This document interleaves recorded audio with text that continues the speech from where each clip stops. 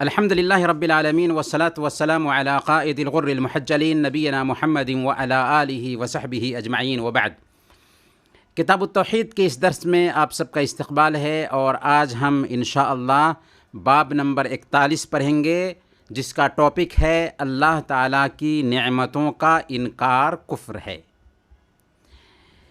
یعنی اللہ رب العالمین نے ایک انسان کو جو نعمتیں دی ہیں، ان نعمتوں کی نسبت اللہ رب العالمین کی طرف ہونی چاہیے، نہ کہ ان نعمتوں کے سبب کی طرف۔ اور اس ضمن میں اللہ تعالیٰ فرماتا ہے سورہ النحل میں آیت نمبر 83، یعرفون نعمت اللہ ثم ینکرونها واکثرهم الکافرون، کہ یہ لوگ اللہ کی نعمتوں کو پہچانتے ہوئے بھی انکار کرتے ہیں۔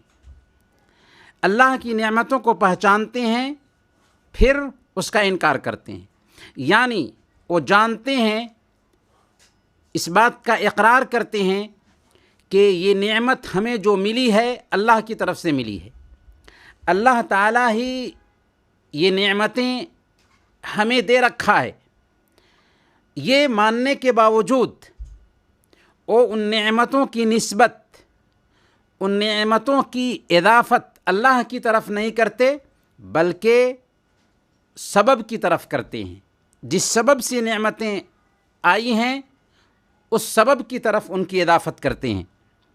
مثال کے طور پر بارش ہوئی، اولاد ملی، صحت ملی، تو بارش ہونے کا جو سبب بنا، اولاد کا جو سبب ہوا، یا صحت کا جو سبب ہوا، اس سبب پر وہ ڈیپینڈ کرتے ہیں، اور اصل صحت دینے والے، اصل بارش برسانے والے اور اصل اولاد دینے والے کو وہ بھول جاتے ہیں۔ وَأَكْثَرُهُمُ الْكَافِرُونَ، اور ان میں سے اکثر لوگ کافر ہیں۔ گویا کہ نعمت کو پانے کے بعد نعمت دینے والے کو بھول جانا یہ کفر ہے۔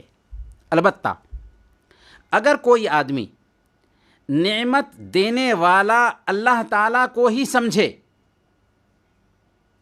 البتہ بس سبب پر اعتماد کرے، تو یہ اللہ تعالیٰ کے ساتھ برا گمان ہے، سوء ادب ہے۔ لیکن اگر کوئی آدمی نعمت دینے والا ہی سبب کو سمجھ لے تو یہ کیا ہو جائے گا؟ یہ شرک ہو جائے گا۔ بہرکیف آگے بڑھتے ہیں۔ اس آیت کی اس تفسیر میں مجاہد رحمۃ اللہ علیہ فرماتے ہیں کہ انسان کا یوں کہنا کہ یہ مال تو مجھے اپنے آباء و اجداد کی طرف سے ورثہ میں ملا ہے، اللہ کی نعمت کا انکار ہے۔ کیا مطلب؟ اگر کوئی آدمی یہ کہتا ہے کہ مجھے یہ جو مال ملا ہے ہمارے آباء و اجداد کی طرف سے ملا ہے، لیکن کہنے کا انداز الگ الگ ہو سکتا ہے۔ کبھی کبھار آپ سے پوچھا جائے مثال کے طور پر کہ آپ کے پاس یہ جو جائیداد ہے آپ نے بنایا ہے یا آپ کے آباء و اجداد سے ملا ہوا ہے، تو آپ نے کہا کہ ہمارے آباء و اجداد سے ملا ہے، تو ایسا کہنے میں ظاہر ہے کہ کوئی حرج نہیں۔ لیکن اگر کہیں پر آپ سے سوال ہوتا ہے کہ آپ ہماری کچھ مدد کیجئے، اللہ تعالیٰ نے آپ کو بہت کچھ دیا ہے، تو آپ وہاں پر تکبر اور گھمنڈ میں آ جاتے ہیں اور کہتے ہیں یہ ساری چیزیں تو ہم کو ہمارے آباء و اجداد سے ملی ہیں۔ تو گویا کہ آپ نے اصل دینے والے، فاعل حقیقی اللہ جس نے نعمت دی تھی اس کو بھلا دیا، اور جو سبب ہے سبب پہ ڈیپینڈ کیا، تو یہ بھی دراصل اللہ کے ساتھ ایک طرح سے کفر ہے۔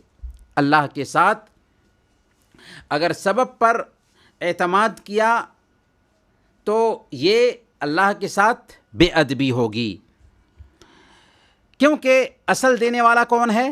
اللہ رب العالمین ہے۔ وما بکم من نعمت فمن اللہ، تمہارے پاس جو بھی نعمت ہے اللہ کی طرف سے ہے۔ اسی لیے عون بن عبداللہ کہتے ہیں کہ لوگوں کا یہ کہنا کہ اگر فلاں نہ ہوتا تو یوں ہو جاتا، لولا فلان لم یکن کذا، اگر فلاں نہ ہوتا تو ایسا نہ ہو پاتا، یہ اللہ کی نعمت کا انکار ہے۔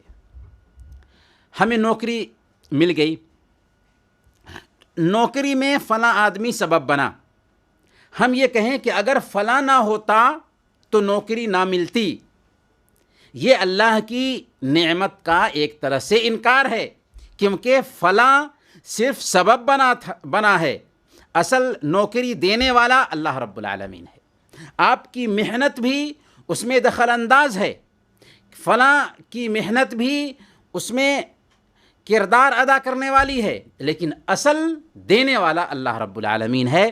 تو اللہ رب العالمین سے لو لگانا چاہیے۔ اللہ کا شکر ہے کہ ہمیں نوکری مل گئی، اللہ رب العالمین نے ہمیں نوکری دیا، اللہ رب العالمین نے ہمیں مال دیا، اللہ رب العالمین نے ہمیں اولاد دیا، اللہ رب العالمین نے ہمیں دولت دی۔ تو نعمت کی نسبت اللہ رب العالمین کی طرف ہونی چاہیے۔ قارون نے کیا کہا تھا؟ جب قارون سے کہا گیا کہ اللہ نے تم کو جو دولت دی ہے اس دولت پہ اتراؤ نہیں بلکہ کچھ خرچ کرو، اللہ نے تم کو دیا ہے، تو اس نے کیا کہا؟ انما اوتیتہ علی علم عندی، مجھے اپنے علم اپنی صلاحیت کی بدولت یہ دولت ملی ہے۔ پھر کیا نتیجہ ہوا؟ اللہ رب العالمین نے قارون کو اس کی دولت سمیت اسی کے گھر میں دھسا دیا۔ تو یہ اتراہٹ نہیں آنی چاہیے اور سبب پر ہی ایک انسان کو ڈیپینڈ نہیں ہونا چاہیے۔ ابن قتیبہ رحمۃ اللہ علیہ کہتے ہیں کہ لوگوں کا یہ کہنا کہ یہ چیز ہمارے معبودوں کی سفارش سے ملی ہے بھی اس آیت میں داخل ہے۔ یعنی کتنے لوگ ہوتے ہیں نا، کھلاتا اللہ ہے، دیتا اللہ ہے، شفا اللہ دیتا ہے، لیکن پوجا کرتے ہیں انسان کی۔ کیوں پوجا کرتے ہیں؟ کہ بھگوان نے اولاد دیا ہے، بھگوان نے صحت ٹھیک کر دی ہے۔ تو گویا کہ دینے والا اللہ تھا، لیکن لوگوں نے اپنے اپنے جو بھگوان بنا رکھے تھے ان بھگوانوں کو سبب بنا لیا اور یہ سمجھنے لگے کہ یہ بھگوان ہی دینے والے ہیں۔ یہ کیا ہے؟ یہ کفر ہے۔ شیخ الاسلام ابن تیمیہ رحمۃ اللہ علیہ نے وہ حدیث جو اس سے پہلے بھی گزری ہے، صحیح بخاری کی حدیث ہے، حضرت زید بن خالد الجہنی رضی اللہ تعالیٰ عنہ کی حدیث ہے کہ ان اللہ تعالیٰ قال اصبح من عبادی مؤمن بی وکافر، یعنی حدیبیہ کی صبح اللہ کے نبی صلی اللہ علیہ وسلم صحابہ کرام کو فجر کی نماز پڑھاتے ہیں اور صحابہ کرام کی طرف متوجہ ہونے کے بعد فرماتے ہیں کہ اللہ تعالیٰ نے آج فرمایا کہ میرے بندوں میں سے کچھ لوگ کافر ہو گئے اور کچھ لوگوں نے ایمان کی حالت میں صبح کی۔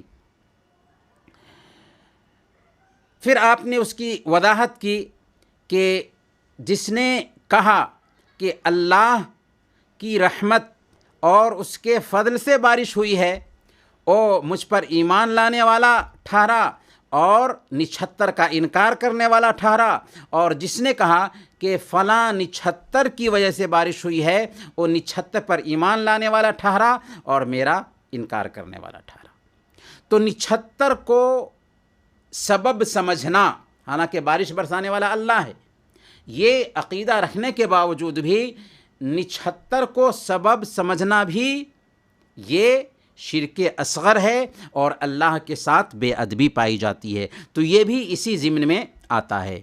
اسی طریقے سے بعض لوگ کہہ دیتے ہیں کہ ہوا بہت اچھی تھی، ہوا بہت اچھی تھی، یا ملاح ماہر اور تجربہ کار تھا، سمندر میں کشتی چل رہی ہے، کشتی بہت اچھے انداز میں چل رہی کیونکہ ہوا تیز تھی، اور ماہر جو ملاح تھا، کشتی چلانے والا تھا، اس کی بھی مہارت تھی، قابلیت تھی۔ تو لوگوں نے کیا کہا کہ ہوا خوب تیز تھی، ملاح ماہر تھا، اس طرح کے جو الفاظ ہیں عام طور پر استعمال میں آتے ہیں، لیکن اس طرح کے الفاظ کے استعمال میں بھی احتیاط برتنا چاہیے، کیونکہ ہوا چلانے والا کون تھا؟ اللہ تھا، اور ملاح کے اندر مہارت پیدا کرنے والا کون تھا؟ اللہ تھا۔ تو گویا کہ آپ کے پاس کوئی مالک اپنے نوکر کے ذریعہ تحفہ بھیجتا ہے اور آپ نوکر کے ہی شکر گزار بن جائیں، مالک کو بھول جائیں، تو کیا ہوگا؟ یہاں پر مالک کے ساتھ ایک طرح کی بے ادبی ہوگی، کیونکہ اصل جو تحفہ دیا ہے مالک دیا ہے، نوکر تو صرف پہنچانے والا ٹھہرا۔ تو جیسے تحفہ مالک نے بھیجا تھا، آپ نوکر کی ہی شکر گزاری میں لگ گئے، تو یہ مالک کے ساتھ بے ادبی ہوئی۔ ویسے ہی اولاد اللہ نے دیا تھا، لیکن آپ شادی پہ ہی ڈیپینڈ ہو گئے، صحت اولاد نے دی تھی لیکن آپ ڈاکٹر پہ ہی ڈیپینڈ ہو گئے، تو یہ گویا کہ ایک طرح سے اللہ کی نعمت کے ساتھ کفر کرنا ہے۔ لیکن جیسا کہ ہم نے خلاصہ بتایا کہ اگر کوئی آدمی فاعل حقیقی اللہ کو مانتا ہے اور اس سبب کو صرف سبب مانتا ہے، تو یہ کیا ہوگا؟ اللہ کے ساتھ بے ادبی ہوگی اور شرک اصغر میں چلا جائے گا۔ لیکن اگر کوئی آدمی فاعل حقیقی اس سبب کو ہی مانتا ہے تو یہ کفر ہو جائے گا، یہ شرک ہو جائے گا۔ تو دونوں میں فرق ہے۔ تو چلیں آج کا درس اسی تک ہم محدود رکھتے ہیں، اور پھر اس کے بعد دوسرا کورس پڑھیں گے کتاب الکبائر۔ تو انہی چند کلمات کے ساتھ یہ درس ختم کرتے ہیں۔ وصلی اللہ علی نبینا محمد وعلی آلہ وصحبہ اجمعین۔